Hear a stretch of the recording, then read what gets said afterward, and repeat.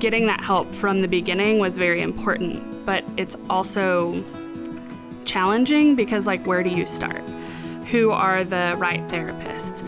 Who do we need to see? If somebody were to ask me that, I'm trying to find somebody that's a fit for my child, I will just have to talk about just the logistics, just what's your insurance, and that'll narrow down our list, and then we'll go from there. Therapy typically involves talking about a lot of personal things that some people may not naturally just bring up in other settings. And so you want to be around someone that you feel like you could have those hard conversations with, that you could share what's going on, and that they would listen to you and support you and care about you.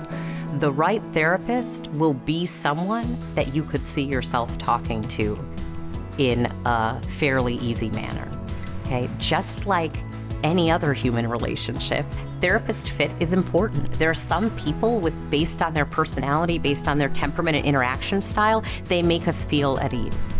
Are you looking for particular gender, race, working with certain cultural competency, as we say in the clinical world? What are the issues you're wanting to approach? You have therapists who have certain niche. Every therapist is not for everybody, and every client is not for every therapist. And so you want to narrow down what particular issues are you wanting to work with? Are there certain specializations? And then maybe asking, if the child is old enough to kind of engage in these conversations, but either between the parent and the child, them just kind of seeing who would they feel the most, just starting out, they think based on their understanding of their child, the most comfortable with. Mental health supports are not a one-size-fits-all. And that's really great news or I wish that it was interpreted as great news, because just because you meet one person and you didn't click with them, that doesn't mean that there's not 1,000 other people and hundreds of other ways to support your own mental health and your child's in a way that works for both of you.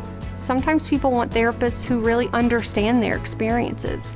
So depending on aspects of somebody's identity, like their race or their sexual orientation or their gender identity or their ethnicity, they may want a therapist that fits those dynamics so that they have someone who understands that a little better. And so I would consider that in your family about what are those important things for you. Is it critical that you have someone who's lived the similar kind of experiences to you, and seek those out in your community?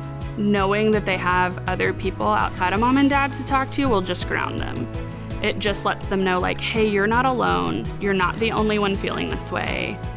It's normal, and let's figure out how to get you through it.